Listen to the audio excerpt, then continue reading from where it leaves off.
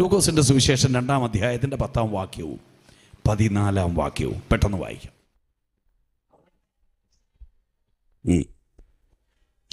അവർ ഭയപരവശരായി തീർന്നു. അടുത്തത്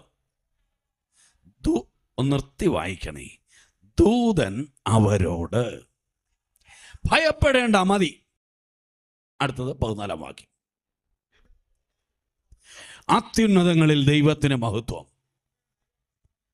ഭൂമിയിൽ ദൈവപ്രസാദമുള്ള മനുഷ്യർക്ക് സമാധാനം. ഞാൻ കൊട്ടാരക്കരയിൽ നിന്നൊരു 4 കിലോമീറ്റർ അപ്പുറത്തു നിന്നാണ് വരുന്നത്. വണ്ടി ഓടിച്ചു വരുന്ന വഴിക്ക് ഇരുട്ടി തുടങ്ങി, സന്ധ്യയായി തുടങ്ങി. വഴിയിലെല്ലാം മനോഹരമായ ബഹുവിധ കളറുകളിലുള്ളതായ നല്ല ക്രിസ്മസ് വിളക്കുകൾ, സ്റ്റാർ കത്തിക്കിടപ്പുണ്ട്. ഈ വിളക്കുകളെല്ലാം നമ്മെ വിളിച്ചറിയിക്കുന്ന ഒരു സന്ദേശമുണ്ട്. എന്താ? യേശു ക്രിസ്തു ഭൂമിയിൽ ഒരു മനുഷ്യനായി ജനിച്ചെന്നുള്ളതാണ്. ഇതിനാഘോഷമാക്കണോ വേണ്ടായോ, ഞാൻ ആ ഭാഗത്തേക്ക് പോകുന്നില്ല. ജനിച്ചത് ഡിസംബർ 25-നാണോ അല്ലയോ, അതും എൻ്റെ വിഷയമല്ല. പക്ഷെ ഒരു കാര്യം യാഥാർത്ഥ്യമാണ്, കർത്താവായ യേശു ക്രിസ്തു ഒരു മനുഷ്യനായി ഭൂമിയിൽ ജനിച്ചു. അതൊരു ചരിത്ര സത്യമാണ്. നമ്മുടെയൊക്കെ കുഞ്ഞുങ്ങൾ ജനിക്കുന്ന ഉടനെ അവരെക്കുറിച്ചോ അല്ലെങ്കിൽ അവർ മൂലം വരാനുള്ള കാര്യങ്ങളെക്കുറിച്ചോ ഒന്നും ആരും ഒരിടത്ത് മുൻകൂട്ടി പറയാറില്ല. ജനിച്ചു കഴിഞ്ഞൊക്കെ പിന്നെ വേറെ ചിലതൊക്കെ നോക്കാൻ പോകുന്ന ആളുകളുണ്ട്. അതല്ല ഞാൻ പറയുന്നത്. ഇതൊരു കുട്ടി ജനിച്ച ഉടനെ സ്വർഗത്തിലെ ദൂതന്മാരെ അയച്ചേക്കുക, ആ സന്ദേശം വിളിച്ചു പറയാൻ. സ്വർഗത്തിലെ ദൂതൻ വന്ന് വിളിച്ചു പറയുന്ന സന്ദേശത്തിന്റെ പ്രത്യേകത, രാജാധിരാജാവായ അത്യുന്നതനായ ദൈവത്തിൻ്റെ പുത്രനായി രാജാവായി ഭൂമിയിൽ പിറന്ന ഒരുവന്റെ ജനനത്തിൻ്റെ സന്ദേശമാണ് ഭൂമിയെ അറിയിക്കുന്നത്. സാധാരണ രാജകീയ വിളംബരങ്ങളൊക്കെ അറിയിക്കുന്നത് പഴയകാലത്തുള്ള ആളുകൾക്കറിയാം, ഇല്ലെങ്കിൽ ചരിത്രങ്ങൾ വായിച്ചാൽ മതി. രാജകൊട്ടാരത്തിൽ നയിക്കുന്നതായ പ്രമുഖരായ ആളുകൾ പ്രധാനപ്പെട്ട കവലകളിൽ വരും. അവർ പെരുമ്പറ മുഴക്കും, കാഹളമൂതും. ഇത് കേൾക്കുമ്പോൾ ആളുകൾക്കറിയാം മഹാരാജാവിന് എന്തോ സന്ദേശം ഈ ദേശത്തോട് അറിയിപ്പാനുണ്ട്. ആ സന്ദേശം കേൾക്കുവാൻ പെരുമ്പറയുടെ ശബ്ദവും കാഹളത്തിൻ്റെ ശബ്ദവും കേൾക്കുന്ന ആളുകൾ അവിടേക്ക് ഓടിക്കൂടും. അവിടെ ആളുകളെ സംബോധന ചെയ്തുകൊണ്ട്, രാജാവിനെ വാഴ്ത്തിപ്പുകഴ്ത്തിക്കൊണ്ട് രാജസന്ദേശം രാജപ്രമുഖന്മാർ ദേശത്തെ അറിയിക്കും. ഇവിടെ ഒരു രാജാവിൻ്റെ ജനനം രാജാധിരാജന്റെ ഉത്തരവിൻ പ്രകാരം ഭൂമി അറിയിക്കാൻ വന്നത് സ്വർഗത്തിലെ ദൂതനാണ്. ഒരു കാര്യം ശ്രദ്ധിക്കണം, അവിടെ ആമുഖങ്ങളില്ല, സംബോധനകളില്ല. ശ്രദ്ധിച്ചിട്ടുണ്ടോ? ദൂതൻ അവരോട്, ജനം പരിഭ്രമിച്ചു, പക്ഷെ ദൂതൻ അവരോട് ഭയപ്പെടേണ്ട.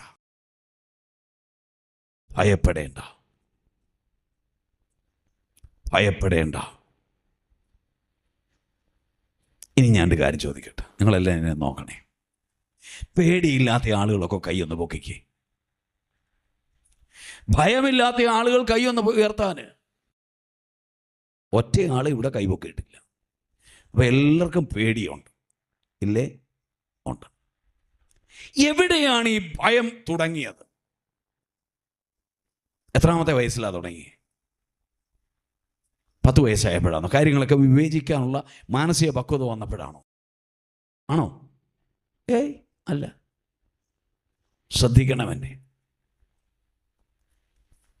ഒരു കുഞ്ഞ് പിറന്ന് വീണ ഉടനെ നിങ്ങൾ ചെന്ന് 2 കൈയും കൂടെ ഒച്ചത്തിലൊന്ന് ചേർത്തടിച്ചൊന്ന് ശബ്ദം ഉണ്ടാക്കിക്കേ. ആ കുട്ടി എന്തു ചെയ്യും? ഞെട്ടും. അപ്പം പിറന്ന് വീണാൽ ഉടനെ എന്തോ ഉണ്ട്? ഭയമുണ്ട്. ഇതെവിടെ തുടങ്ങിയതാ? എവിടെയാണ് ഭയം ആരംഭിച്ചത്? പതിവ് പോലെ യഹോവയായ ദൈവം ഏദൻ തോട്ടത്തിലേക്ക് ആദം ഹവ്വമാരെ തേടി അവരുടെ അടുക്കിലേക്ക് വരുമ്പോൾ അവർ ദൈവത്തോട് അടുത്തു വരാതെ ദൈവത്തിൽ നിന്ന് അകന്നു മാറുന്നു. അന്ന് വരെ ഇല്ലാത്ത ഒരു സംഭവം. ആദം, നീ എവിടെ? ദൈവത്തിന്റെ ചോദ്യം.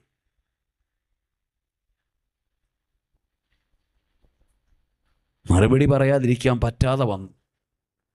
കാര്യം അവർ ദൈവത്തെ തേടിപ്പോയതല്ല, ദൈവം അവരെ തേടി വന്നതാ. ഇനിയും അവർ എവിടെയാണോ അവിടെ വരുമെന്നറിയാം. എത്ര മറഞ്ഞിരുന്നാലും അവൻ്റെ കണ്ണിന് മറവായത് ഒന്നുമില്ല. ദൈവത്തിൻ്റെ മുൻപിൽ മറഞ്ഞിരിക്കാൻ നിങ്ങൾക്കും എനിക്കും കഴിയില്ല. പക്ഷെ മറയാൻ ശ്രമിക്കുക. ആദമിൻ്റെ മറുപടി,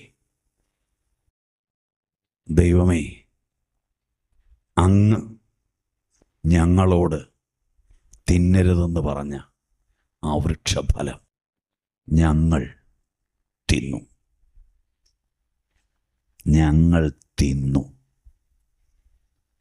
ഏതാ തിന്നത്? തിന്നരുത് എന്ന് പറഞ്ഞത്. അടുത്ത വാചകം, ഭയപ്പെട്ടു. കാരണം തിന്നപ്പോൾ തേജസ്സിന്റെ വസ്ത്രം നഷ്ടമായി, കണ്ണുകൾ തുറന്നു. ലോകത്തിൻ്റെ പച്ചയായ യാഥാർത്ഥ്യങ്ങൾ ദൈവ സന്നിധിയിൽ അവർ എന്തായിരുന്നു അതിൽ നിന്ന് വ്യത്യസ്തമായി കണ്ടു തുടങ്ങി. കാര്യങ്ങൾ മാറി മറിഞ്ഞപ്പോൾ അവർ ഭയപ്പെട്ടു. ദൈവത്തിൻ്റെ അടുക്കിലേക്ക് വരാൻ അവർ ഭയമുള്ളവരായി തീർന്നു. പല ആളുകൾക്കും ദൈവസന്നിധിയോട് അടുത്ത് വരാൻ ഒത്തിരി താല്പര്യമുണ്ടെന്നേ, പക്ഷെ ഭയന്ന് മാറുക. കാര്യം എന്താണെന്നറിയാമോ? തിന്മ ചെയ്യുന്നതുകൊണ്ടാ, പാപം ചെയ്യുന്നത് കൊണ്ടാ. പൗലോസ് അപ്പോസ്തലൻ എഴുതിയേക്കുന്ന ഒരു വാചകമുണ്ട്, നന്മ ചെയ്യുവാനുള്ള ആഗ്രഹം ഉണ്ടായിരുന്നിട്ടും ഇച്ഛിക്കാത്ത തിന്മയത്രേ ചെയ്യുന്നു. നന്നായി ജീവിക്കണം, ദൈവത്തെ അറിയണം, ദൈവത്തെ ആരാധിക്കണം, വചനം പഠിക്കണം, വചനപ്രകാരം ജീവിക്കണം. ആഗ്രഹമുണ്ട് പല മനുഷ്യരുടെയും. പക്ഷെ ഈ ആഗ്രഹത്തിൽ നിന്ന് അവരെ വലിച്ചു മാറ്റുന്ന ഒരു തിന്മയുടെ ശക്തി, ഒരന്ധകാരത്തിൻ്റെ പൈശാചിക വ്യാപാര ശക്തി ഓരോ വ്യക്തിയെയും കടന്നു പിടിക്കുകയാണ്. നിന്നെ ദൈവത്തിൽ നിന്ന് അകറ്റിക്കളയുവാൻ, ദൈവത്തിൽ നിന്ന് മാറ്റിക്കളയുവാൻ ഭയപ്പെട്ട് ഒളിച്ചിരിക്കുന്നു. പാപം മൂലം ദൈവത്തിൽ നിന്ന് അകന്ന് ഭയപ്പെട്ട മനുഷ്യൻ്റെ ഭയം മാറ്റുവാൻ ദൈവം ഒരുക്കിയ വഴി സാക്ഷാൽ ദൈവമായിരുന്ന ക്രിസ്തു. പിതാവിനോടുള്ള സമത്വം മുറുകെ പിടിക്കണമെന്ന് വിചാരിക്കാതെ തൃത്വത്തിൽ രണ്ടാമനായ ദൈവം ഈ ഭൂമിയിലേക്ക് വരിക, ഒരു മനുഷ്യൻ്റെ വേഷമെടുത്ത് ഒരു പൂർണ്ണ മനുഷ്യനായി ഞാനും നിങ്ങളും ഉൾപ്പെട്ട മുഴുവൻ മനുഷ്യരും ചെയ്തതായ സകല പാപവും അവൻ്റെ മേൽ വഹിച്ച് ആ പാപത്തിന് മനുഷ്യൻ അനുഭവിക്കേണ്ട ശിക്ഷ മുഴുവൻ സ്വന്തം ശരീരത്തിൽ സഹിച്ച് നമുക്ക് വേണ്ടി എന്ന് പറഞ്ഞാൽ ഇവിടെ ഇരിക്കുന്ന കുറേ പെന്തക്കോസ്തുകാർക്ക് വേണ്ടിയല്ല, എന്നെ കേൾക്കുന്ന ഉച്ചഭാഷണയുടെ ശബ്ദത്തിൽ എന്നെ കേൾക്കുന്ന സ്നേഹിത സഹോദരി, നിങ്ങൾക്ക് ഓരോരുത്തർക്കും വേണ്ടി നിങ്ങൾക്ക് പകരമായി യേശു കഷ്ടം സഹിച്ചു, കാൽവറിയിൽ പ്രായശ്ചിത്ത യാഗമായി തീർന്നു. അതിനാ ദൈവം യേശുവിനെ ഈ ഭൂമിയിലേക്ക് അയച്ചത്. അതിനാണ് ദൈവം യേശുവിനെ ഈ ഭൂമിയിലേക്ക് അയച്ചത്. പേടിച്ച മനുഷ്യൻ, അവൻ്റെ ഭയം മാറ്റാൻ യേശു ഭൂമിയിൽ മനുഷ്യനായി പിറന്നു. ഭയം മാറിയാൽ അടുത്ത പ്രത്യേകത എന്താ? അത്യുന്നതങ്ങളിൽ ദൈവത്തിന് മഹത്വം, ഭൂമിയിൽ ദൈവപ്രസാദമുള്ള മനുഷ്യർക്ക് സമാധാനം. മനുഷ്യൻ എന്തില്ല? സമാധാനമില്ല. സമ്പന്നന് സമാധാനമില്ല. ഉന്നത വിദ്യാഭ്യാസമുള്ളയാളിന് സമാധാനമില്ല. ഉയർന്ന പദവികളുള്ളയാളിന് സമാധാനമില്ല. അണികളും ആരാധകരും ധാരാളം പിറകെയുള്ളയാളിന് സമാധാനമില്ല. ലോകത്തിലെല്ലാം ഉണ്ടെന്ന് പറയുന്നവനും ഒന്നുമില്ലാത്തവനെ പോലെ ശൂന്യതയിലേക്ക് ഒളിച്ചോടാൻ ശ്രമിക്കുന്നു. പലരുടെയും ഒളിച്ചോട്ടം ആത്മഹത്യയിൽ അവസാനിക്കുന്നു. ഈ അടുത്ത കാലത്ത് തന്നെ, പേരുകൾ ഞാൻ പറയുന്നില്ല, കേരളത്തിലെ തന്നെ ഏറ്റവും വിദ്യാഭ്യാസമുള്ള, ഉന്നത സ്ഥാനങ്ങൾ വഹിച്ച, സാമ്പത്തികമായി ഒരു കുഴപ്പവുമില്ലാത്ത, മക്കളെല്ലാം നല്ല നിലയിലുള്ള, ജനസമ്മതനായ ആളുകൾ എത്ര പേര് മരിച്ചു. അവരുടെ ചരമവാർത്ത പത്രം എഴുതുമ്പോൾ ഇത്ര എഴുതിയിട്ടുണ്ട്: എൻ്റെ മരണത്തിൻ്റെ ഉത്തരവാദികൾ മറ്റാരുമല്ല, ഞാൻ മാത്രമാണ്. അടുത്ത ഒരു വാചകം കൂടെ: കുറേ നാളായി ഞാൻ ഇതിനെക്കുറിച്ച് ആലോചിച്ചുകൊണ്ടിരിക്കുകയായിരുന്നു, ഇപ്പോഴാണ് നടത്തിയതെന്നേ ഉള്ളൂ. എന്തിനാണ് ഈ ഒളിച്ചോട്ടം? എവിടേക്കാണ് ഈ ഒളിച്ചോട്ടം? ആത്മഹത്യ പ്രശ്നത്തിന്റെ പരിഹാരമല്ല. ദൈവം സൃഷ്ടിച്ച മനുഷ്യൻ ഈ ഭൂമിയിൽ തൽക്കാലവാസിയാണ്. അവന്റെ പ്രൊബേഷൻ കാലയളവാണ് ഇവിടെ. ഇവിടുത്തെ ജീവിതം അവസാനിക്കുന്നതാണ്. ഇവിടെ ആരും ചിരഞ്ജീവികളില്ല. ബൈബിൾ ഭാഷയിൽ ദൈവമക്കൾ പറയുന്നു, ഇവിടെ ഞങ്ങൾ അന്യരും പരദേശികളുമാണ്. കുറെ കൂടെ വ്യക്തമായി പറഞ്ഞാൽ ഇവിടെ എന്തുണ്ടെങ്കിലും അതെല്ലാം മായയാണ്. മായ മായ, സകലതും മായ എന്ന് ലോകം കണ്ട ഏറ്റവും വലിയ ജ്ഞാനിയായ സോളമൻ രാജാവ് എഴുതി വച്ചിരിക്കുന്നു. ഇവിടെ കാണുന്നതെല്ലാം മായയാണെന്നേ. ഒരു കൊടുങ്കാറ്റ് കൊണ്ടും, ഒരു ഭൂകമ്പം കൊണ്ടും, ഒരു വെള്ളപ്പൊക്കം കൊണ്ടും ഉത്തുംഗ സിംഹങ്ങളായി ഉയർന്നു വന്ന എത്രയോ മണിസൗധങ്ങൾ, ഉയർച്ചയുടെ പടവുകളിൽ നിന്ന് എത്രയോ ഉന്നത സ്ഥാനങ്ങൾ നിലംപരിശായിപ്പോയി. എല്ലാം മായയാ. ഇവിടെ നമുക്ക് നിലനിൽക്കുന്ന നഗരമില്ല. പിന്നെ എവിടെ? മനുഷ്യ, നിന്നെ ദൈവം സൃഷ്ടിച്ച് ഭൂമിയിൽ വിട്ടത് ദൈവത്തെ അറിയുവാനും ദൈവത്തിന്റെ വചനപ്രകാരം ജീവിപ്പാനും ദൈവം ആഗ്രഹിക്കുന്നത് പോലെ നിത്യതയ്ക്ക് വേണ്ടി ഒരുങ്ങുവാനുമാണ്. അപ്പോൾ ഒരു ചോദ്യം: ദൈവമേ, ദൈവത്തിന് ഇത്തരം പരീക്ഷണങ്ങൾ നടത്തേണ്ട വല്ല ആവശ്യമുണ്ട്? ഭൂമിയിലോട്ട് അയച്ച് ഇവിടെ നിങ്ങൾ സ്വർഗത്തോട്ട് വിട്ടാ പോരെ? അല്ല. നിന്റെ തിരഞ്ഞെടുപ്പിന് മൂല്യമുണ്ടാകണം. നിന്റെ തെരഞ്ഞെടുപ്പിന് മൂല്യമുണ്ടാകണം. നിന്റെ ചോയ്സിന് മൂല്യമുണ്ടാകണം. നിനക്ക് റീസണിങ് പവർ, നല്ലതും തീയതും വേണ്ടതും വേണ്ടാത്തതും ഏതെന്ന് തിരിച്ചറിഞ്ഞ് തിരഞ്ഞെടുക്കാൻ ദൈവം അവസരം തന്നിട്ടുണ്ട്, ബുദ്ധി തന്നിട്ടുണ്ട്. അതിൻ്റെ വില നീ തിരിച്ചറിയണം. ഒരു ഉദാഹരണം ഞാൻ പറയാം.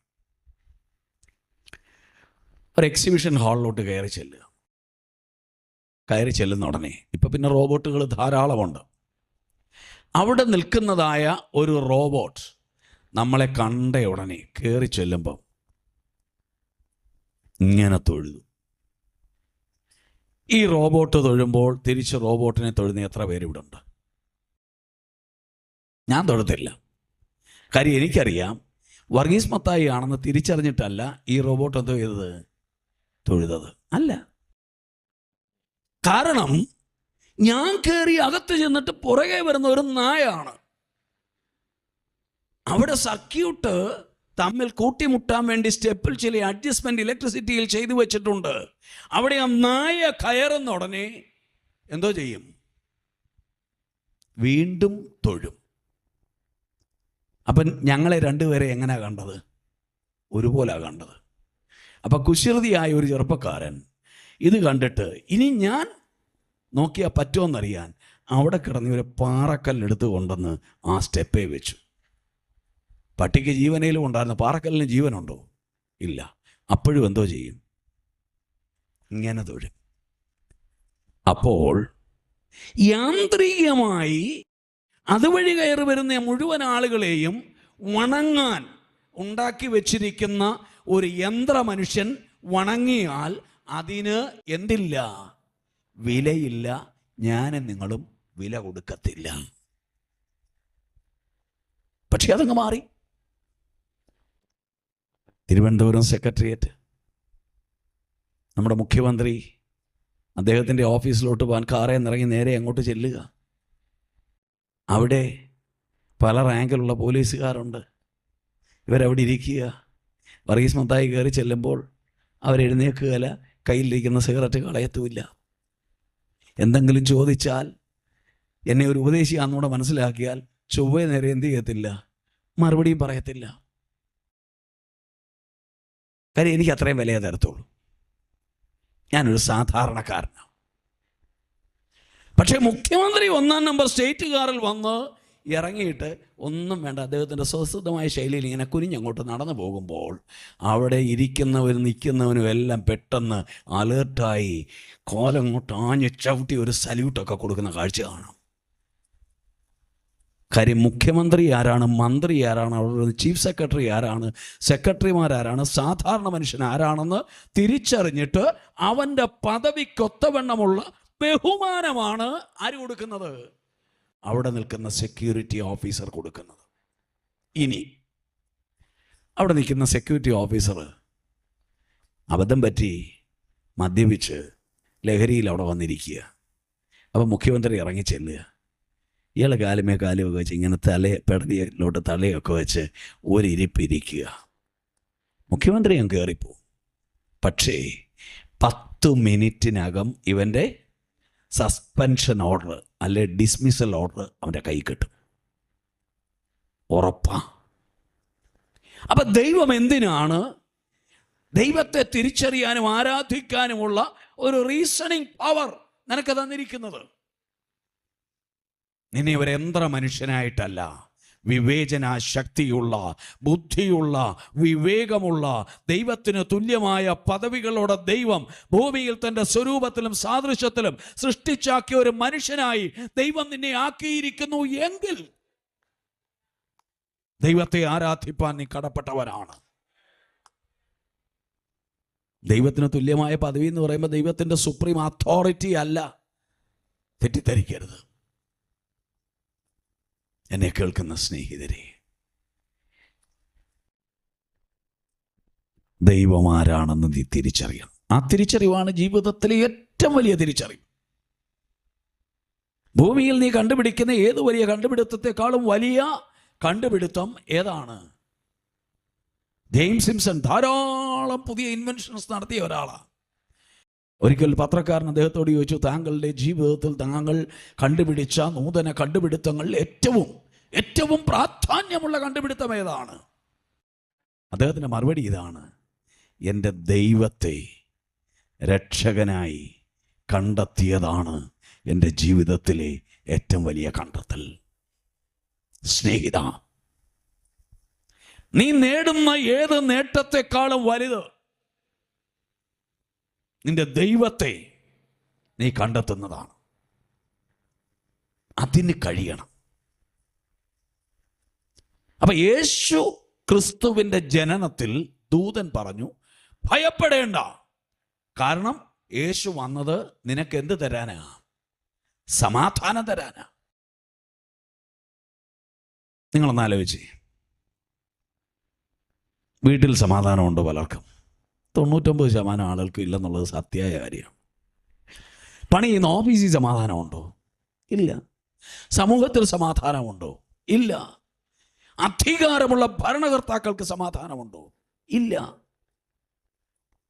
സമാധാനമേ ഇല്ല. ഐക്യരാഷ്ട്ര സംഘടന 1996 ലോക സമാധാന വർഷമായി ആചരിച്ചു.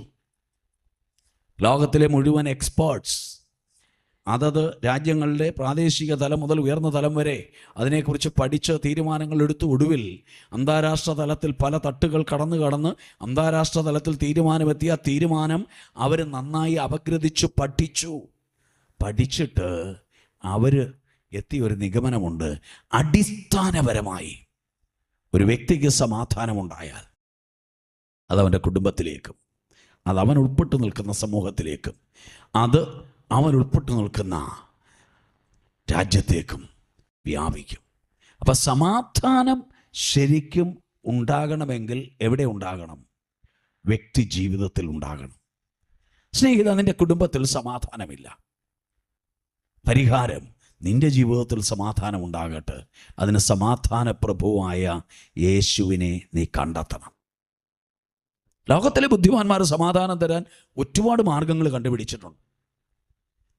1986 ലോക സമാധാന വർഷാചരണത്തിൽ ഒരു ലോഗോ ഉണ്ടാക്കി ഐക്യരാഷ്ട്ര സംഘടന. ഈ മഹാപണ്ഡിതന്മാരുടെ തീരുമാനമനുസരിച്ചാണ് ഉണ്ടാക്കിയത്. ആ ലോഗോയെക്കുറിച്ച് ശ്രീ കുമാരപുരം ദേവദാസ് മലയാള മനോരമയിൽ അന്ന് എഴുതിയ ഒരു ലേഖനമുണ്ട്. ആ ലേഖനത്തിൽ അദ്ദേഹം പറഞ്ഞിരിക്കുന്ന കാര്യങ്ങൾ സംക്ഷിപ്തമായി ഞാൻ പറയാം. പണ്ട് ഭൂമിയിൽ നോഹ എന്ന് പറയുന്ന ഒരു മനുഷ്യന്റെ കാലത്ത് വെള്ളപ്പൊക്കമുണ്ടായി. ഭൂമി മുഴുവൻ മുങ്ങി. എങ്ങും കരയില്ല, മരച്ചില്ലകളില്ല, വെള്ളം മാത്രം. നോഹയും ഭാര്യയും മക്കളും മരുമക്കളും ജീവജാലങ്ങളും മാത്രം അടങ്ങിയ നോഹയുടെ പെട്ടകത്തിൽ നിന്ന് ഒരു പ്രാവിനെ പുറത്തേക്ക് വിട്ടു, വെള്ളം താണോന്നറിയാനാ. പ്രാവ് തിരിച്ചു വന്നപ്പോൾ കയ്യിൽ ഒരു ഒലിവിലയുമായി, അതിൻ്റെ ചുണ്ടിൽ ഒരു ഒലിവിലയുമായിട്ടാണ് വന്നത്. ആ ഒലിവിലയുടെ അടയാളം എന്താ? ലോകം സമാധാനം കണ്ടെത്തി തുടങ്ങിയിരിക്കുന്നു. അതിൻ്റെ പശ്ചാത്തലത്തിൽ വരച്ച ലോഗോ ഇങ്ങനെയായിരുന്നു. 2 ഒലിവില. ഐക്യരാഷ്ട്ര സംഘടനയുടെ മിക്കവാറും ലോഗോയൊക്കെ അങ്ങനെ തന്നെ. 2 ഒലിവില. ഒലിവിലയുടെ നടുവിൽ അദമ്യമായ വാഞ്ചയോടെ എത്തിപ്പിടിക്കാൻ ശ്രമിക്കുന്ന 2 കൈകൾ. പക്ഷേ ആ കൈകൾക്ക് തൊടാൻ പോലും പറ്റുന്നില്ല. അതിനപ്പുറത്തേക്ക് പറന്നകലുന്നതായ ഒരു പ്രാവ്. ഒലിവിലയുടെ നടുക്കുള്ള കൈകൾ, ഒലിവില ലോകത്തിൽ വസിക്കുന്ന മനുഷ്യൻ സമാധാനമായ പ്രാവിനെ എത്തിപ്പിടിക്കാൻ ശ്രമിക്കുമ്പോൾ അവൻ്റെ കൈകൾക്ക് തൊടാൻ പോലും കഴിയാതെ സമാധാനം അവരിൽ നിന്ന് പറന്നകലുകയാണ്. പ്രവാചക പുസ്തകത്തിൽ ഇങ്ങനെ എഴുതിയിട്ടുണ്ട്, അവർ സമാധാനം എന്ന് പറയുമ്പോൾ സമാധാനം അവരെ വിട്ട് പോയി പോകുന്നു. ദുഷ്ടന്മാർക്ക് സമാധാനം ഉണ്ടാവുകയില്ലെന്ന് യഹോവയായ ദൈവം അരുളി ചെയ്യുന്നു. അടുത്ത ഒരു വാചകം കൂടെ, ദുഷ്ടന്മാരുടെ ഹൃദയം കലങ്ങി മറിയുന്ന കടൽ തിര പോലെയാകുന്നു.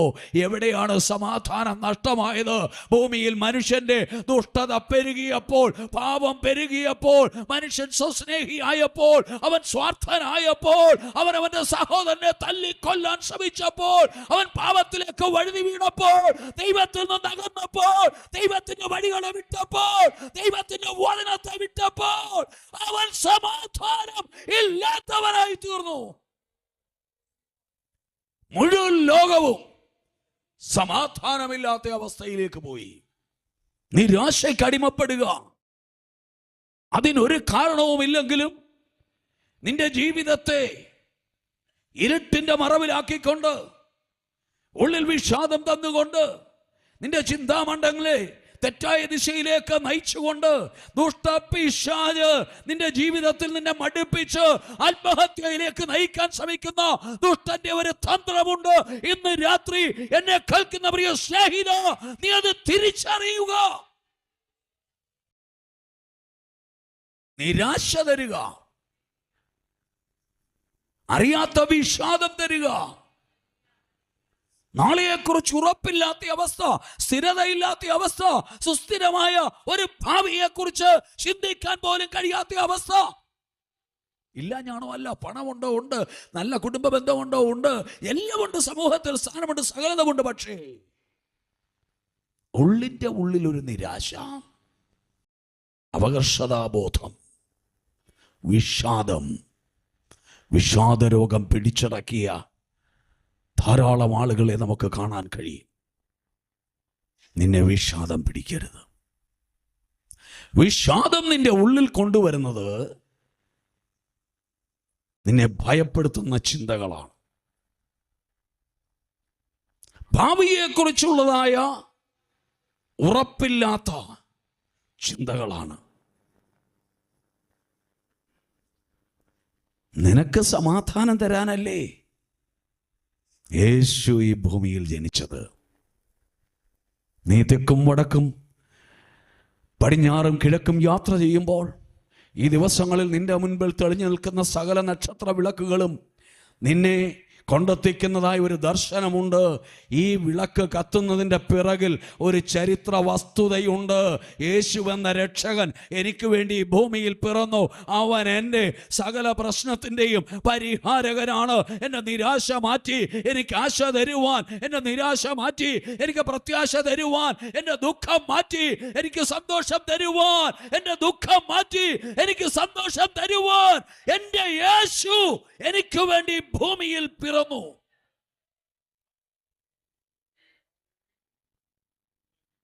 യേശുവിനെ ഒന്ന് നോക്ക്. ഇന്ന് രാത്രി ഞങ്ങൾ കാണിക്കാൻ യേശുവിനെ മാത്രമേ ഉള്ളൂ. വേറെ ആരെയും നിങ്ങളുടെ മുൻപിൽ പ്രസന്റ് ചെയ്യാൻ ഞങ്ങൾക്കില്ല. സമാധാനം,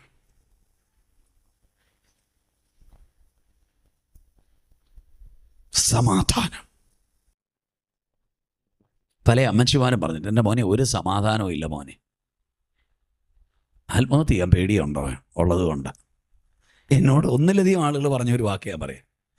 എൻ്റെ മോനെ ഒരു എറുമ്പായിരുന്നെങ്കിൽ ഞാനങ്ങ് ഞെരടി ചത്തേനെ എന്ന് പറഞ്ഞാൽ ആ നിരാശയുടെ വാക്കുകളാത്. എന്തിനാ നിരാശപ്പെടുന്നേ? ഇതുപോലെ നിരാശപ്പെട്ട ഒരു മനുഷ്യനെ നോക്കിക്കൊണ്ട് യേശു പറഞ്ഞ ഒരു വാചകമുണ്ട്. എന്തിനാ നിരാശപ്പെട്ടത്? ആ മനുഷ്യൻ ഒരു മോളേ ഉള്ളൂ. മിടുക്കിയായിട്ട് 12 വയസ്സ് വരെ വളർത്തി. രോഗം വന്നു, ചികിത്സിച്ചിട്ടൊന്നും ഒരു രക്ഷയില്ല, സൗഖ്യമില്ല. കുട്ടി മരിക്കും. അദ്ദേഹം വിചാരിച്ചു, ചെയ്യാകുന്ന ചികിത്സകളെല്ലാം ചെയ്തു, കാണാകുന്ന വൈദ്യന്മാരെ എല്ലാം കണ്ടു, പോകാവുന്ന ഇടങ്ങളിലൊക്കെ പോയി, ഇനി എൻ്റെ മുൻപിൽ ഒരു വഴിയേ ഉള്ളൂ, അത് യേശു ക്രിസ്തു എൻ്റെ വീട്ടിൽ വന്ന് എൻ്റെ മകൾക്ക് വേണ്ടി പ്രാർത്ഥിച്ചാൽ അവൾ രോഗക്കിടക്കയിൽ നിന്ന് എഴുന്നേൽക്കും. പക്ഷെ ഒരു തടസ്സമുണ്ട്. അവിടുത്തെ തടസ്സം പള്ളിയാ, പള്ളിയിലെ മനുഷ്യരാ. കാര്യം ഇദ്ദേഹം പള്ളിയിലെ പ്രമാണിയാണ്. പള്ളി എന്ന് പറഞ്ഞ യഹൂദന്റെ സിനഗോഗ അവിടെ പറയുന്ന പള്ളി. ഈ പള്ളിയിലെ അംഗങ്ങളായ യഹൂദന്മാരെല്ലാവരും ആരുടെ ശത്രുക്കളാ? യേശുവിൻ്റെ ശത്രുക്കളാ. ഇവൻ ദൈവദൂഷണം പറയുന്നവൻ. ഒറ്റ വാക്ക് മതിയല്ലോ. സാക്ഷാൽ ദൈവമായവൻ്റെ മുഖത്ത് നോക്കി പറയുകയാണ്, ഇവൻ ദൈവദൂഷണം പറയുന്നവൻ. അപ്പൊ യേശുവിൻ്റെ പിറകെ, യേശുവിനെ ഏറ്റവും കൂടുതൽ എതിർക്കുന്ന പള്ളിപ്രമാണി പോയാൽ പള്ളിക്കാരായ ബാക്കി ആളുകളുടെ ചിന്താഗതി എന്തായിരിക്കും? ഇവനെ നമുക്ക് ശരിയാക്കി കൊടുക്കണം. ഇനി പള്ളിക്കാർ പോയാലും വേണ്ടില്ല, പള്ളി പോയാലും വേണ്ടതില്ല, എന്ത് പോയാലും വേണ്ടുകയില്ല. യായിറോസ് എന്ന് പറയുന്ന മനുഷ്യന് ഒറ്റ പ്രതീക്ഷയുള്ളൂ. എൻ്റെ മകള് ആ മരണക്കിടക്കയിൽ നിന്ന്, ആ രോഗക്കിടക്കയിൽ നിന്ന് ഒന്ന് എഴുന്നേറ്റ് വരണം. അതിനൊരു വഴിയേ അയാൾ കണ്ടിട്ടുള്ളൂ, ഒറ്റ വഴിയേ കണ്ടുള്ളൂ. യേശുവിനെ തേടി പോയി യേശു അക്കരെ ഗദരദേശത്താണെന്ന് പറഞ്ഞ് അവിടെ കാത്തിരുന്ന് അവിടെ നിന്ന് തിരിച്ചു വന്ന യേശുവിനെ കൂട്ടിക്കൊണ്ട് വീട്ടിലേക്ക് വരുന്ന വഴിക്കുണ്ടടാ ഒരു സ്ത്രീ കയറി തൊട്ടു. പിന്നെ യേശു അവിടെ നിൽക്കുക. യാത്രയിലെ ഒരു തടസ്സമേ. അവൾ വഴി മുടക്കിയായി. പക്ഷെ അവൾക്ക് സൗഖ്യം കിട്ടി. അവിടുന്ന് വീണ്ടും യാത്ര തുടർന്നു. ആ യാത്രയിൽ എവിടെ വന്നു? വീടിനടുത്ത് അവരുടെ ഗ്രാമത്തിൻ്റെ വാതിക്കലെത്തി. അന്നേരം ഉണ്ട് വീട്ടിൽ നിന്നുള്ള ബാല്യക്കാർ വരുന്നു. അവർ വന്നിട്ട് പറഞ്ഞ വാചകമാണ് ഏറ്റവും രസം. ബാല മരിച്ചു, ഇനി ഗുരുവിനെ അസഹ്യപ്പെടുത്തണ്ട. എന്തിനാ ഇനി ഗുരുവിനെ ഡിസ്റ്റർബ് ചെയ്യുന്നത്? അവൻ്റെ വഴിക്ക് പൊക്കോട്ട്. നമ്മുടെ കൊച്ചു പോയി. അവരുടെ കാഴ്ചപ്പാടിൽ ബാല മരിച്ചു കഴിഞ്ഞാൽ യേശുവിനൊന്നും ചെയ്യാനൊക്കില്ല. അതുകൊണ്ട് ഇനി ഗുരു പൊക്കോട്ട്, ഗുരുവിനെ അസഹ്യപ്പെടുത്തണ്ട. യായിറോസിൻ്റെ സ്ഥാനത്ത് ഞാനാണെങ്കിൽ എന്തു ചെയ്യും? നിങ്ങളിൽ ഒരാളാണെങ്കിൽ എന്തു ചെയ്യും? ഞാനാണെ തല കറങ്ങി അവിടെ വീഴും. കാര്യം പള്ളിയും പോയി, പള്ളിക്കാരും പോയി, സകലതും പോയി, യേശുവിൻ്റെ പുറകെ പോയി, മോളും പോയി. ഇനി പള്ളിക്കാരെ തിരിച്ചു കിട്ടത്തുമില്ല. എല്ലാം പ്രതികൂലമായി. നിരാശയുടെ നീർച്ചുഴിയിലെത്തപ്പെട്ട ഒരു നിമിഷം. ആൾക്കൂട്ടിൻ്റെ നടുവിലാണെങ്കിലും ഭയങ്കര ഇരുട്ടിലിരിക്കുന്ന പോലെ. ആലോചിച്ചേ, നട്ടുച്ചയ്ക്ക് സൂര്യൻ്റെ കീഴിലിരുന്നാൽ ഇരുട്ട്, ആൾക്കൂട്ടത്തിന് നടുവിൽ ഒറ്റപ്പെട്ടവനെ പോലെ. നിർനിമേഷനായി, സ്ഥലകാലബോധം പോലും നഷ്ടപ്പെടാൻ സാധ്യതയുള്ള യായിറോസിൻ്റെ മുഖത്തേക്ക് നോക്കി യേശു പറഞ്ഞ വാചകം, യേശുവിൻ്റെ ജന്മത്തിൽ ദൂതൻ പറഞ്ഞ അതേ വാക്ക്, ആ മുഖങ്ങൾ കൂടാതെ ഭയപ്പെടേണ്ട.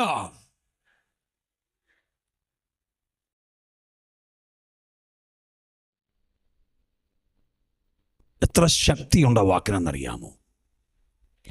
ഭയപ്പെടേണ്ട. ഇന്ന് രാത്രിയിൽ എന്നെ കേൾക്കുന്ന ചില ആളുകളോട്, നിന്റെ ജീവിതത്തിൽ നിനക്ക് കടന്നു പോകാൻ കഴിയാത്ത പ്രതിസന്ധിയുടെ മുൻപിൽ നീ ആയിരിക്കുമ്പോൾ ദൈവത്തിൻ്റെ പരിശുദ്ധാത്മാവ് അല്ല, യേശു തന്നെ നിന്റെ മുഖത്ത് നോക്കിക്കൊണ്ട് വിരൽ ചൂണ്ടി നിന്നോട് പറയുന്നു, നീ അത് കേൾക്കുക. വിശ്വാസത്താൽ അകക്കണ്ണുകളാൽ അവനെ കാണുക. അവൻ നിന്നോട് പറയുന്നു, നിന്റെ പ്രതിസന്ധിയിൽ നീ ഭയപ്പെടേണ്ട.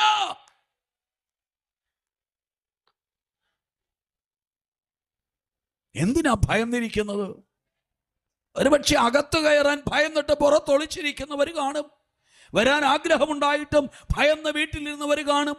വരാൻ താല്പര്യമുണ്ടായിരുന്നു, വരണമെന്നൊക്കെ വിചാരിച്ചു, എങ്കിലും ആശങ്ക കൊണ്ട് അങ്ങോട്ടും ഇങ്ങോട്ടും ഹൃദയത്തിൽ വടം വരി നടത്തിക്കൊണ്ടിരുന്ന ആളുകളുണ്ട്. മഴ പെയ്തത് അവർക്ക് ഗുണമായി, അയ്യോ മഴയായതുകൊണ്ട് പോയില്ലെന്ന് സ്വയം ആശ്വസിക്കാം. അങ്ങനെ ഇരിക്കുന്ന ആളുകൾ കാണും. പലതിനെയും ഭയപ്പെടുന്നവർ, പലരെയും ഭയപ്പെടുന്നവർ, ചുറ്റുപാടുകളെ ഭയപ്പെടുന്നവർ, പള്ളിയെ ഭയപ്പെടുന്നവർ, പള്ളിക്കാരെ ഭയപ്പെടുന്നവർ, ചാർച്ചക്കാരെ ഭയപ്പെടുന്നവർ, വീട്ടുകാരെ ഭയപ്പെടുന്നവർ, ചുറ്റുപാടുകളെ ഭയപ്പെടുന്നവർ, മറ്റു മനുഷ്യരെ ഭയപ്പെടുന്നവർ, എല്ലാവരെയും ഭയപ്പെട്ട് എല്ലാം കൈവിട്ടു പോയ സ്ഥാനത്ത് ഒന്നുമില്ലാതെ നിരാശയിൽ നിൽക്കുന്ന നിന്റെ മുഖത്തേക്ക് എന്റെ യേശു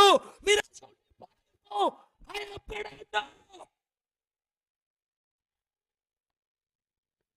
യേശുവിന്റെ ജനനത്തിൽ സ്വർഗത്തിലെ ദൂതൻ മനുഷ്യരോട് അറിയിച്ച അതേ സന്ദേശം ഇന്ന് നിന്റെ മുഖത്ത് നോക്കി യേശു പറയുക, ഭയപ്പെടണ്ട. ഇനി നീ പേടിക്കണോ? ഒരു കാര്യം കൂടെ കൂട്ടിച്ചേർത്ത് യേശു. വേദപുസ്തകത്തിലെ ഓരോ വള്ളിക്കും പുള്ളിക്കും കൃത്യമായ അർത്ഥവും അർത്ഥവ്യാപ്തിയുമുണ്ട്. ഭയപ്പെടേണ്ട. അടുത്ത യേശു പറഞ്ഞ എന്താ? വിശ്വസിക്ക മാത്രം ചെയ്യുക. വിശ്വസിക്ക മാത്രം ചെയ്യുക. എന്താ അതിൻ്റെ അർത്ഥം? എന്താണ് അതിൻ്റെ അർത്ഥം? ദൈവത്തിൻ്റെ പ്രവൃത്തി വെളിപ്പെടുവാനും ദൈവത്തിൻ്റെ മഹത്വം അനുഭവിപ്പാനും നീ ദൈവത്തിൽ വിശ്വസിക്കുകയല്ലാതെ അതിനോടൊപ്പം ഒരു കർമ്മവും ഒരു നേർച്ചയും നീ കൂട്ടിച്ചേർക്കേണ്ട ആവശ്യമില്ല. ദൈവം പറയുന്നു, വിശ്വസിക്കുക മാത്രം ചെയ്യുക.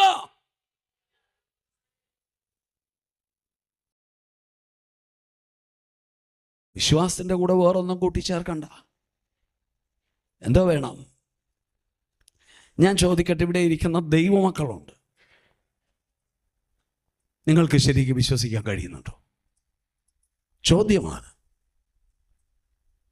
ഇവിടെ ഇരിക്കുന്ന പാസ്റ്റർമാരുണ്ട്, നിങ്ങൾക്ക് എല്ലാവർക്കും നന്നായിട്ട് യേശുവിൽ വിശ്വസിക്കാൻ കഴിയുന്നുണ്ടോ? വിശ്വാസികൾക്കൊക്കെ സന്തോഷമായി ഇവരുടെ മുഖത്ത് നോക്കി ചോദിച്ചപ്പോൾ.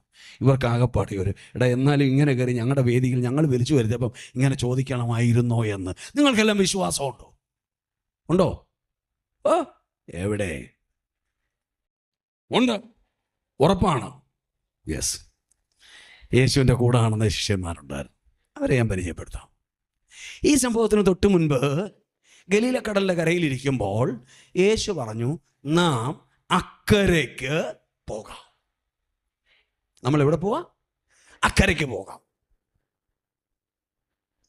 പടകിൽ കയറി യേശു നേരെ പടകിൻ്റെ അമരത്ത് തല വെച്ച് കിടന്ന് ഉറങ്ങി. ഗലീലക്കടൽ എന്ന് പറഞ്ഞാൽ വലിയ ഇന്ത്യൻ മഹാസമുദ്രം പോലെ ഒന്നുമല്ല. അതൊരു തടാകമാണ്, ഗന്നസരത്ത് തടാകം. വലിയ ഒരു തടാകം, അത്രയേ ഉള്ളൂ. പക്ഷേ അതിനകത്തോളവും തിരമാലയൊക്കെ വരും. വലിയ തടാകം. അവിടെ മീൻ പിടിച്ചും അക്കരെ ഇക്കരെ യാത്ര ചെയ്തും നല്ല പരിചയമുള്ള ശിഷ്യന്മാർ.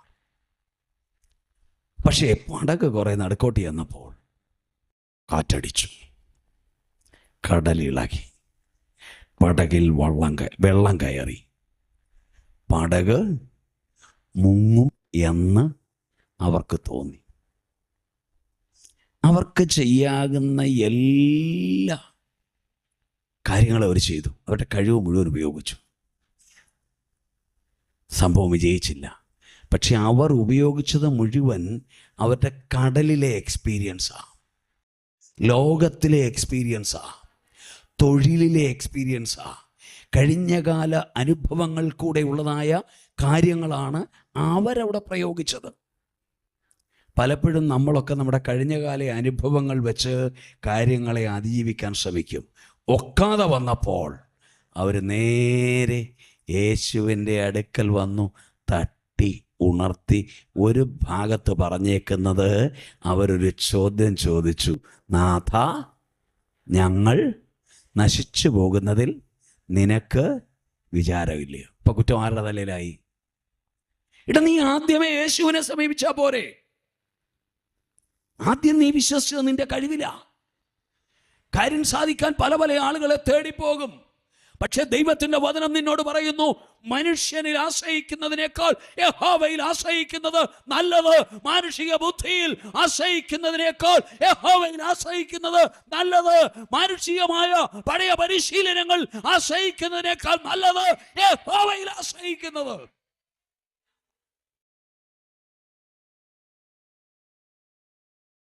അവരുടെ കഴിവെല്ലാം പോയപ്പോഴും അവർ യേശുവിനെ തട്ടി ഉണർത്തിയപ്പോഴും യേശുവിനെ എന്തോ ചെയ്യുക? കുറ്റപ്പെടുത്തുക. ഞങ്ങൾ നശിച്ചു പോകുന്നതിൽ നാഥ നിനക്ക് വിചാരം ഇല്ലയോ? യേശു ഇതൊക്കെ എഴുന്നേറ്റ് വളരെ ശാന്തമായിട്ട്, കാറ്റേ അടങ്ങ്, കടലേ ശാന്തമാകും. കാറ്റും കടലും ശാന്തമായപ്പോൾ ഇവരങ്ങോട്ടും ഇങ്ങോട്ടും മുഖത്ത് നോക്കി പറയുക, ഓ, എന്നാ അധികാരമാടാ യേശുവിന്. കൂടെ നടന്ന എത്ര അത്ഭുതവും എത്ര അടയാളവും കണ്ടതാ, പിന്നെയും ഇപ്പൊ പറയുക ഇതെന്നാ അധികാരമാ. ഇപ്പോഴാണ് തിരിച്ചറിയുന്നത് യേശുവിൻ്റെ അധികാരം, യേശുവിൻ്റെ ശക്തി. നോ, പക്ഷെ അവരത് പുനർവിചിന്തനം ചെയ്യും. ഇനി ഒരു കാര്യം, യേശു എഴുന്നേറ്റതിന് പകരം ഇവരങ്ങ് എഴുന്നേക്കാൻ നോക്കിയാൽ നടക്കും. കാര്യം യേശു അവരോട് ചോദിച്ച ഒരു ചോദ്യമുണ്ട്, നിങ്ങളുടെ വിശ്വാസം എവിടെ? ആരോടാ? അപ്പസ്തോലന്മാരോടാ ചോദിച്ചേ. നിങ്ങളുടെ വിശ്വാസം എവിടെ? അവർക്ക് വിശ്വാസമുണ്ട്. കാറ്റേ അടങ്ങ്, കടലേ ശാന്തമാകുന്നു. അവർ പറഞ്ഞാൽ നടക്കുമായിരുന്നു. അന്നേരം കൺഫ്യൂഷനായി. നടക്കുമായിരുന്നു, ഉറപ്പായിട്ട് നടക്കുമായിരുന്നു. നൂറ്റാണ്ടുകൾക്ക് മുൻപ് യോശുവ എന്ന മനുഷ്യൻ ദൈവത്തിൻ്റെ ജനമായ ഇസ്രായേലിന് വേണ്ടി യുദ്ധം ചെയ്യുമ്പോൾ ശത്രു രാജ്യം അതിശക്തമായി കയറി വരികയാണ്. അവിടെ യുദ്ധത്തിൽ ജയിക്കണമെങ്കിൽ ഒരു ദിവസം കൂടെ പകൽ നീണ്ടു കിട്ടണം. യോശുവയ്ക്ക് കാര്യം മനസ്സിലായി. യോശുവയ്ക്ക് വേറൊരു വഴിയുമില്ല. അവിടെ ഉപവാസം പ്രഖ്യാപിക്കാൻ സമയമില്ല. യോശുവ കാലുകളെ അങ്ങോട്ട് ഉറപ്പിച്ചിട്ട് ആകാശത്തിലേക്ക് വിരൽ ചൂണ്ടി പറഞ്ഞു, സൂര്യ നീ ഗിബെയോനിലും, ചന്ദ്ര നീ അയ്യാലോൻ താഴ്വരയിലും നിൽക്കാം.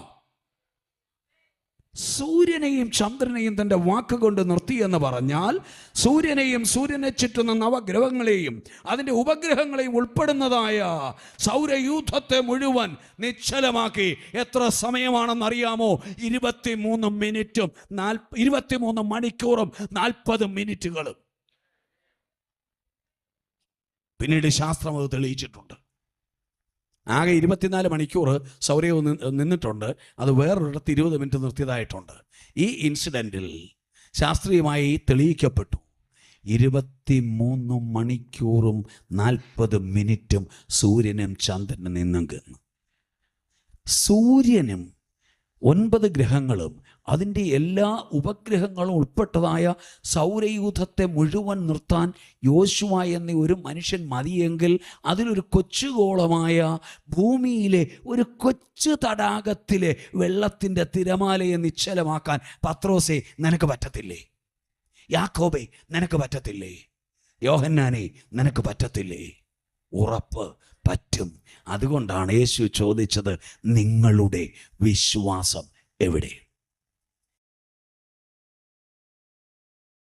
Praise the Lord, praise the Lord. ഭയപ്പെടേണ്ട. പ്രതിസന്ധികളെ ഭയപ്പെടരുത്. 2, വിശ്വസിക്കുക മാത്രം ചെയ്യുക. വിശ്വാസം മതി, വേറൊന്നും വേണ്ട. അതേ സംഭവത്തിൽ ഗലീല കടലിൻ്റെ കരയിൽ തിരിച്ചു വന്നിട്ട് യായിറോസിൻ്റെ വീട്ടിലേക്ക് വരുമ്പോഴാണ് 12 വർഷമായി രക്തസ്രാവം ബാധിച്ച സ്ത്രീ യേശുവിൻ്റെ വസ്ത്രത്തിൻ്റെ തൊങ്ങലിൽ തൊട്ടത്. അവളോട് യേശു പറഞ്ഞൊരു വാചകമുണ്ട്. എന്താ പറഞ്ഞേ? മകളെ, നിന്റെ വിശ്വാസം നിന്നെ രക്ഷിച്ചിരിക്കുന്നു. പാവപ്പെട്ട സ്ത്രീ.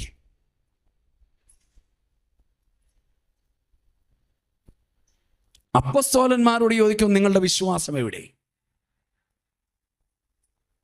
പാവപ്പെട്ട സാധാരണക്കാരിയായ സമൂഹത്തിൽ പ്രവേശിപ്പാൻ യോഗ്യതയില്ലാത്ത, ഭയന്ന് വിറച്ചു നടന്ന,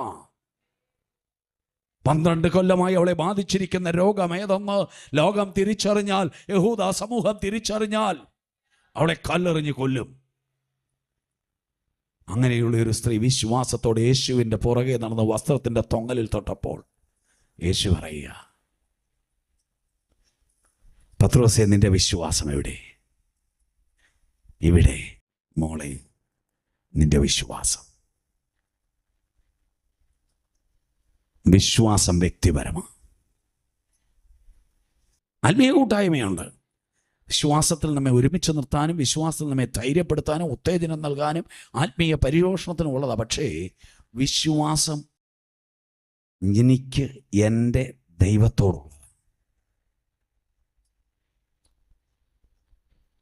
നിന്റെ വിശ്വാസത്തിൻ്റെ അളവ് എവിടെ?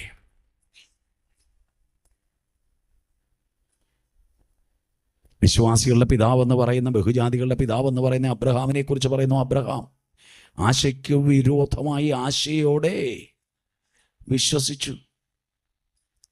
ആശിക്കാൻ ഒരു വകയുമില്ല, പ്രതീക്ഷയ്ക്കൊരു വകയുമില്ല. 99 വയസ്സുള്ള ഒരു പുരുഷന് പുത്രോത്പാദനം നടക്കത്തില്ല. അവൻ്റെ ശരീരം നിർജീവമായി പോയി. 89 വയസ്സുള്ള ഒരു സ്ത്രീക്ക് വീണ്ടും ഗർഭസ്ഥയാകാൻ പറ്റില്ല. പുത്രോത്പാദനം നടക്കത്തില്ല. ശരീരം നിർജീവമായി പോയി. പക്ഷെ ദൈവം പറയുക, വീട്ടിൽ വന്ന് പറയുക, അടുത്ത കൊല്ലം ഈ സമയത്ത് നിന്റെ ഭാര്യ സാറായി ഒരു മകനെ അടച്ചുകൊള്ളും. ആശിക്കാൻ വകയില്ല, ആശിക്കാൻ സാധ്യതയില്ല, ആശിക്കാൻ യോഗ്യതയില്ല. പക്ഷെ ആശയോടെ ദൈവത്തിൽ വിശ്വസിച്ചു. നടക്കില്ലെന്ന് സാഹചര്യം പറയുന്നു, നടക്കില്ലെന്ന് ചരിത്രം പറയുന്നു, നടക്കില്ലെന്ന് മനസാക്ഷി പറയുന്നു, നടക്കില്ലെന്ന് ചുറ്റുമുള്ള ആളുകൾ പറയുന്നു, നടക്കില്ലെന്ന് പിശാച് കാതിൽ മന്ത്രിക്കുന്നു. ഇന്ന് രാത്രി യേശു പറയുന്നു, അത് അത് അത് നടക്കുവാൻ പോകുകയാണ്. നിന്റെ ജീവിതവുമായി ബന്ധപ്പെട്ട ഒരു വിഷയത്തെ ദൈവാത്മാവ് ചൂണ്ടിക്കാണിച്ചുകൊണ്ട് നിന്റെ അന്തരാത്മാവിനോട് സംസാരിക്കുകയാണ്. നീ തന്നെ പറഞ്ഞാലും, ചുറ്റുപാടുകൾ പറഞ്ഞാലും, ബന്ധുക്കൾ പറഞ്ഞാലും, ചാർച്ചക്കാർ പറഞ്ഞാലും, വൈദ്യശാസ്ത്രം പറഞ്ഞാലും, ലോകം പറഞ്ഞാലും, പിശാച് മന്ത്രം ഓതിയാലും, എന്റെ ദൈവം നിന്നോട് പറയുന്നു, അങ്ങനെയല്ല, അത് സംഭവിക്കും. Praise the Lord, praise the Lord. വിശ്വസിക്കുന്ന എത്ര ദൈവമക്കളുണ്ട് ഇവിടെ? ദൈവത്തിൽ ഉറപ്പേറിയ വിശ്വാസമുള്ള എത്ര ദൈവമക്കളുണ്ട് ഇവിടെ? ഇന്ന് രാത്രി ഈ ശബ്ദപരിധിക്കുള്ളിൽ എന്നെ കേൾക്കുന്ന പ്രിയമുള്ളവരെ, നിനക്ക് ദൈവത്തിൽ വിശ്വസിക്കാൻ ദൈവം തന്നിരിക്കുന്ന ഒരു അവസരമാണ്. നിന്റെ ദൈവത്തിൽ വിശ്വസിക്കുക. നിന്റെ ഏത് പ്രശ്നത്തിൻ്റെയും പരിഹാരം അവിടെയാണ്, ഏത് പ്രതിസന്ധിയുടെയും പരിഹാരം അവിടെയാണ്. എത്ര എതിരാളികൾ ഉണ്ടായാലും അവരുടെ നടുവിൽ ജയം തരുന്നവൻ ദൈവമാണ്. നിന്നെ തകർക്കുവാൻ ശ്രമിക്കുന്ന ജനത്തിന്റെ നടുവിൽ നിന്നെ ഉയർത്തുന്ന ഒരു ദൈവമുണ്ടെന്ന്, നിന്നെ മാനിക്കുന്ന ഒരു ദൈവമുണ്ടെന്ന് ഇന്ന് രാത്രി നീ വിശ്വസിക്കുക.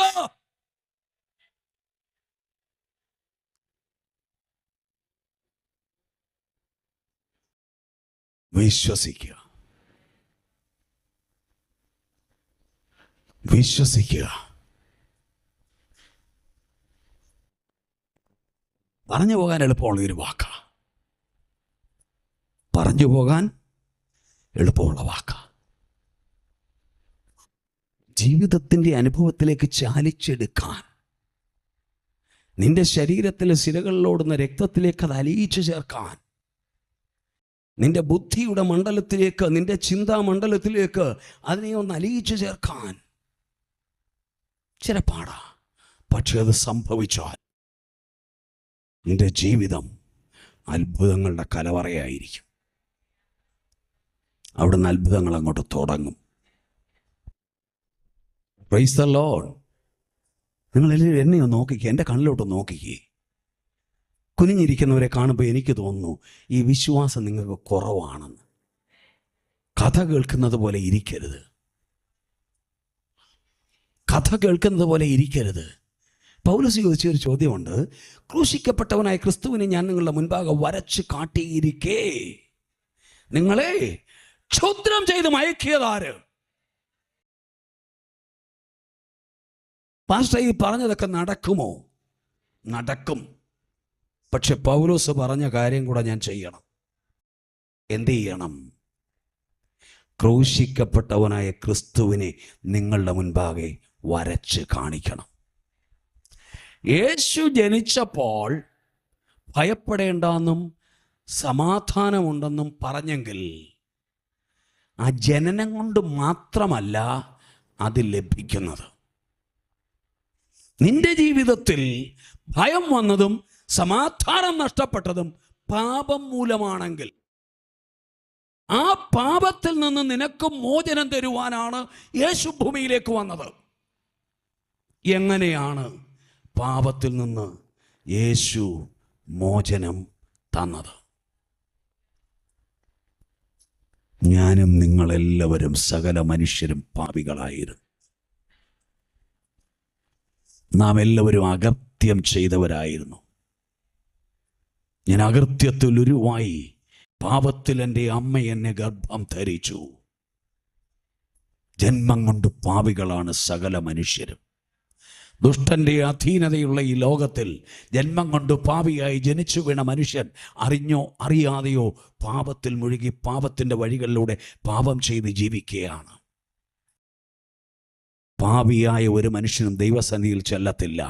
കൽപ്പന ലംഘിച്ചപ്പോൾ ആദമും ഹവ്വയും ദൈവത്തിൽ നിന്നകന്നു. പാപത്തിൻ്റെ ശമ്പളം മരണമെന്ന് പറഞ്ഞാൽ മരണമെന്ന വാക്കിൻ്റെ അർത്ഥം സെപ്പറേഷൻ എന്നാണ്, വേർപാടെന്നാണ്. പാപം മൂലം ദൈവത്തിൽ നിന്ന് വേർപെട്ടു പോയി. അങ്ങനെയുള്ള മനുഷ്യനെ ദൈവസന്നിധിയിൽ കൊണ്ടുവന്ന് ദൈവത്തോട് അടുപ്പിക്കുവാൻ ദൈവം ഒരുക്കിയ വഴിയാണ് കർത്താവായ യേശുക്രിസ്തുവിൻ്റെ ഭൂമിയിലേക്കുള്ള വരവ്. ഒരു പൂർണ്ണ മനുഷ്യനായിട്ടാണ് യേശു ഭൂമിയിലേക്ക് വന്നു കഴിഞ്ഞപ്പോൾ എൻ്റെ പാപം മുഴുവൻ യേശുവിൻ്റെ മേലാക്കി. പ്രസാദ് പാസ്റ്ററുടെ പാപം മുഴുവൻ യേശുവിൻ്റെ മേലാക്കി.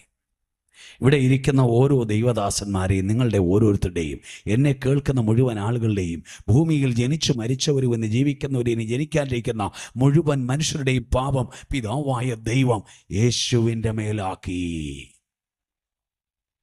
പാപത്തിൻ്റെ മാരക വിഷത്തിൻ്റെ കാഠിന്യം എത്ര വലുതാണെന്ന് നിങ്ങൾക്കറിയാമോ?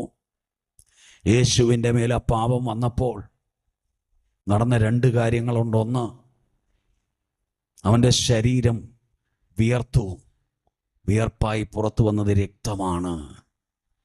ഏറ്റവും വിഷമുള്ള അണലി കടിച്ചാൽ ശരീരത്തിലെ ലോലമായ രക്തധമനികൾ പൊട്ടിയിട്ട് അതിൽ കൂടെ രക്തം പുറത്തേക്ക് ഒഴുകും. അതുപോലെ എൻ്റെയും നിങ്ങളുടെയും പാപം മുഴുവൻ യേശുവിൻ്റെ മേലാക്കപ്പെട്ടപ്പോൾ അവൻ ഗത്സമയിലേക്ക് ചെന്ന് പ്രാർത്ഥിക്കുന്ന സമയത്ത് അവൻ്റെ ശരീരത്തിൽ നിന്ന് രക്തം വിയർപ്പ് പോലെ ഒഴുകി. പുറമേ മാത്രമല്ല, അകത്തോട്ടും പോയെന്ന് ഞാൻ വിശ്വസിക്കുന്നു. അത് ഉച്ച മുതൽ പാദം വരെ സംഭവിച്ചു. അതിൻ്റെ വേദന എത്ര കഠിനമാണെന്നറിയാമോ?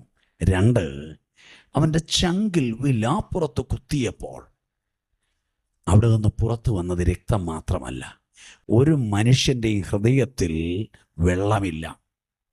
വെള്ളമുണ്ടെങ്കിൽ ഈ ഹൃദയം പമ്പ് ചെയ്ത് തലച്ചോറ് മുതൽ ശരീരത്തിൻ്റെ മുഴുവൻ ഭാഗങ്ങളിലേക്കും രക്തം അയക്കുന്നു. ഈ വെള്ളവും ചെല്ലും. വെള്ളം ശരീരത്തിൻ്റെ പ്രധാനപ്പെട്ട ആന്തരിക അവയവങ്ങളിലേക്ക് ചെന്നാൽ ആന്തരിക അവയവങ്ങൾ കേടായി ആൾ മരിച്ചു പോകും. അതുകൊണ്ട് ഒരിക്കലും ഹൃദയത്തിനകത്ത് എന്തോ ഇല്ല, ഹൃദയത്തിനകത്ത് വെള്ളമില്ല, നീർക്കെട്ടില്ല. പക്ഷെ യേശുവിൻ്റെ ചങ്ക് ക്രൂരന്മാരായ പടയാളികൾ കുത്തി തുളച്ചപ്പോൾ അവൻ്റെ ചങ്കിലൂടെ എന്തോ വന്നു, വെള്ളം കൂടെ ആ മുറിപ്പാടിലൂടെ ഒഴുകി വന്നു. എവിടെ നിന്നാണ് ഈ വെള്ളക്കെട്ട് യേശുവിൻ്റെ ഹൃദയത്തിലുണ്ടായത്? വൈദ്യശാസ്ത്രം പഠിച്ചവരുണ്ടെങ്കിൽ അറിയാം, ഹൃദയത്തിൻ്റെ പേശികൾ പൊട്ടിത്തകരുമ്പോൾ അവിടെ നീർക്കെട്ടുണ്ടാകും. പല അമ്മച്ചിമാരും പറഞ്ഞിട്ടുണ്ട്, മോനെ നിന്നെ ഓർത്തെൻ്റെ ചങ്ക് പൊട്ടിയതാണെന്ന്. അക്ഷരാർത്ഥത്തിൽ എനിക്ക് വേണ്ടി, നിങ്ങൾക്ക് വേണ്ടി, എന്നെ കേൾക്കുന്ന എൻ്റെ സഹോദരങ്ങൾക്ക് വേണ്ടി, മാനവജാതിക്ക് വേണ്ടി ചങ്ക് പൊട്ടിയവൻ ഒരുത്തനേ ഉള്ളൂ. അത് കർത്താവായ യേശു ക്രിസ്തുവാണ്. അവൻ്റെ ചങ്കിൽ വെള്ളം കൊണ്ട് നിറഞ്ഞെങ്കിൽ അവൻ്റെ ചങ്ക് പൊട്ടി എനിക്കും നിങ്ങൾക്കും വേണ്ടി അവൻ പാപക്ഷമ യാചിച്ചതാണ്. ചങ്ക് പൊട്ടി, രക്തധമനികൾ പൊട്ടി, ഉച്ച മുതൽ പാദം വരെ അടിയേറ്റു. കോലുകൊണ്ടടിച്ചു, ചാട്ടവാറ് കൊണ്ടടിച്ചു. 7 തോൽവള്ളികളുള്ള ചാട്ടവാറിൻ്റെ അറ്റ തീയ കട്ടികളും ചൂണ്ടകളും എല്ലിൻ കഷ്ണങ്ങളും കൊരുത്തിട്ട് ചുറ്റി അടിച്ച് ചുഴറ്റിയെടുക്കുമ്പോൾ വേദപുസ്തകത്തിൽ അതിന് പറഞ്ഞിരിക്കുന്ന ഭാഷ്യം ഇതാണ്: അവൻ്റെ പുറം ഉഴവ് ചാലുപോലെ അടിച്ചു കീറി. ഒരു നിലത്തിൽ ട്രാക്ടറോ ടില്ലറോ ഇറങ്ങി ഉഴുതു പോകുമ്പോൾ എത്ര കലപ്പകൾ അതിലുണ്ടോ അത്രയും ഒഴിവുചാലുകൾ ഉണ്ടായി.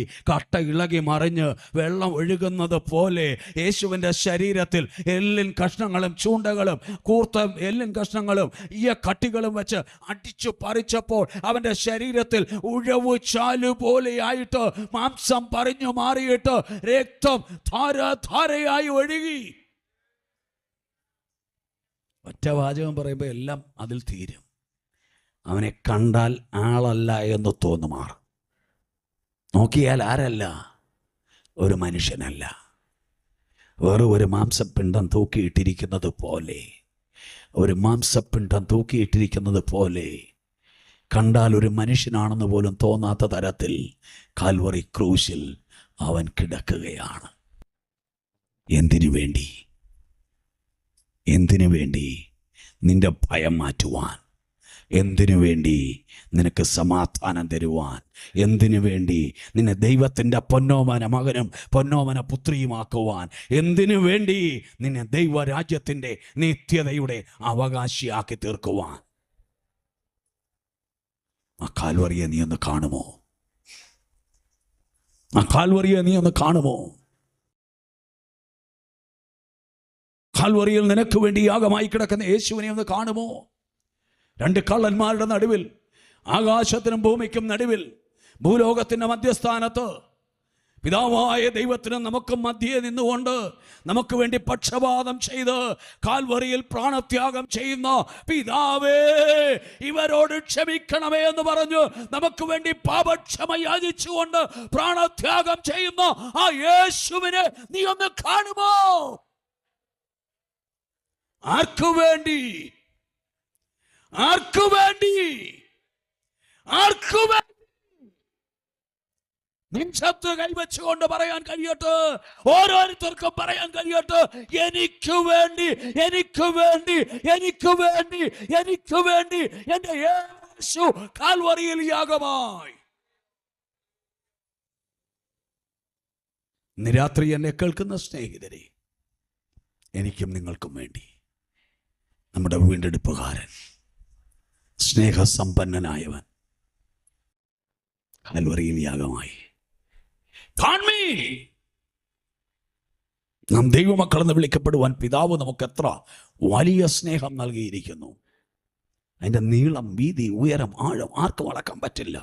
ദൈവസ്നേഹം. അമ്മയുടെ സ്നേഹത്തിന് പരിധിയുണ്ട്, ഭർത്താവിൻ്റെ സ്നേഹത്തിന് പരിധിയുണ്ട്, ഭാര്യയുടെ സ്നേഹത്തിന് പരിധിയുണ്ട്, അപ്പൻ്റെ സ്നേഹത്തിന് പരിധിയുണ്ട്. അതിനെല്ലാം പരിധിയും പരിമിതിയും ഉണ്ട്. എന്നാൽ ദൈവസ്നേഹത്തിന് പരിധിയില്ല. രണ്ടത് ഏത് സ്നേഹം? That is sacrificial love. സ്വന്തം ജീവൻ പോലും പണയം വെച്ച യേശുവിൻ്റെ സ്നേഹം, സ്വന്തം പുത്രനെ ആദരിക്കാതെ നമുക്കെല്ലാവർക്കും വേണ്ടി കാൽവറിയിൽ യാഗമാക്കി തീർത്ത ദൈവത്തിൻ്റെ സ്നേഹം. ആ സ്നേഹത്തിൻ്റെ സന്ദേശമാണ് ലോകം ക്രിസ്മസ് ആഘോഷിക്കുന്ന ഈ വേളയിൽ ഞങ്ങൾക്ക് നിങ്ങളോട് പറയുവാനുള്ളത്. എങ്ങനെ അനുഭവവേദ്യമാക്കാം? യേശുവിൽ വിശ്വസിക്കണം. പുത്രനിൽ വിശ്വസിക്കുന്നവന് നിത്യ ജീവനുണ്ട്, വിശ്വസിക്കാത്തവനോ ജീവനെ കാണുകയില്ല. 2, യേശുവിനെ കർത്താവെന്ന് വായ്കൊണ്ട് ഏറ്റുപറയുകയും ദൈവം അവനെ മരിച്ചവരുടെ ഇടയിൽ നിന്ന് ഉയർപ്പിച്ചുവെന്ന് വിശ്വസിക്കുകയും ചെയ്താൽ നീ രക്ഷിക്കപ്പെടും. ഇന്ന് രാത്രി സ്നേഹിത, നിന്റെ രക്ഷയുടെ ദിവസമായി തീരട്ടെ, നിന്റെ വീണ്ടെടുപ്പിന്റെ ദിവസമായി തീരട്ടെ, നീ ഒരു ദൈവവൈദ്യരായി തീരുന്ന ദിവസമായി തീരട്ടെ, നിന്റെ ഭയം മാറുന്ന ദിവസമായി തീരട്ടെ, നിനക്ക് സമാധാനം ലഭിക്കുന്ന ദിവസമായി തീരട്ടെ, നിന്റെ നിരാശ മാറി പ്രത്യാശ കൊണ്ട് ഹൃദയം നിറയുന്ന ദിവസമായി തീരട്ടെ, നിന്റെ പ്രശ്നങ്ങൾക്ക് പരിഹാരം വരുന്ന ദിവസമായി മാറട്ടെ, നിന്റെ പ്രതിസന്ധികളിൽ നിന്ന് വിടുതൽ ലഭിക്കുന്ന ദിവസമായി മാറട്ടെ, നിന്നെ തകർക്കാൻ നിനക്ക് നേരെ ഒരുമിച്ച് വരുന്ന ശത്രുവിനെ ദൈവം 7 വഴിയായി ചിതറിച്ചോടിക്കുന്ന ദിവസമായി തീരട്ടെ. യേശുവിന്റെ നാമത്തിൽ ഇന്ന് രാത്രി നിനക്ക് വേണ്ടി ദൈവം ഒരു അത്ഭുതം ചെയ്യാൻ പോകുകയാണ്. അത് വിശ്വസിക്കുന്ന, ആഗ്രഹിക്കുന്ന ആളുകൾ ആരെങ്കിലും ഉണ്ടെങ്കിൽ, വിഷയം ഏതായാലും നിനക്ക് വേണ്ടി പ്രവർത്തിക്കാൻ പോകുന്ന, നാളെയല്ല ക്ഷണത്തിൽ പ്രവർത്തിക്കുന്ന ദൈവത്തിൻ്റെ സാന്നിധ്യം, യേശുവിൻ്റെ സാന്നിധ്യം ഇവിടെയുണ്ട്. അത് വിശ്വസിക്കുന്ന, അത് ആഗ്രഹിക്കുന്ന പ്രിയമുള്ളവർ ദയവായി ആയിരിക്കുന്ന സ്ഥാനത്ത് എഴുന്നേറ്റ് നിൽക്കാം. നിങ്ങൾക്ക് വേണ്ടി പ്രാർത്ഥിക്കുവാൻ പോകുകയാണ്. ഒരു വിടുതൽ ആഗ്രഹിക്കുന്ന, ഇന്ന് രാത്രി ഒരു വിടുതൽ ആഗ്രഹിക്കുന്ന, ഇന്ന് രാത്രി വിശാലമായ ഒരു വഴി തുറക്കുന്നത് ആഗ്രഹിക്കുന്ന, ഇന്ന് രാത്രി ശത്രുവിന്റെ പാളയത്തിൽ നിന്ന് ഒരു മോചനം ആഗ്രഹിക്കുന്ന, ഇന്ന് രാത്രി അത്ഭുതകരമായ ദൈവമഹത്വം ജീവിതത്തിൽ വെളിപ്പെടാൻ ആഗ്രഹിക്കുന്ന മുഴുവൻ ആളുകൾക്കും വേണ്ടി ദൈവം പ്രവർത്തിക്കുന്ന രാത്രിയാണ്. ഇത് അത്ഭുതത്തിന്റെ രാത്രിയാണ്. ഇത് നിന്റെ രാത്രിയാണ്. ഓരോരുത്തർക്കും അവനവൻ്റെ നേരെ വിരൽ ചൂണ്ടി പറയാൻ കഴിയണം, ഇത് എൻ്റെ രാത്രിയാണ്, ഇതെൻ്റെ രാത്രിയാണ്. എനിക്ക് വേണ്ടി ദൈവം അത്ഭുതം ചെയ്യുവാൻ പോകുകയാണ്. എനിക്ക് വേണ്ടി ദൈവം അതിശയങ്ങൾ ചെയ്യുവാൻ പോകുകയാണ്. എനിക്ക് വേണ്ടി ശത്രുവിനെ ദൈവം ചിതറിക്കുവാൻ പോകുകയാണ്. എൻ്റെ ശത്രുവിനെ കൊണ്ട് എൻ്റെ ദൈവം എന്നെക്കുറിച്ച് പുകഴ്ച വിളിച്ചു പറയിപ്പിക്കാൻ പോവുകയാണ്. എൻ്റെ ശത്രുവിൻ്റെ മുൻപാകെ അവൻ എനിക്ക് മേശയൊരുക്കുവാൻ വിരുന്നൊരുക്കുവാൻ പോകുകയാണ്.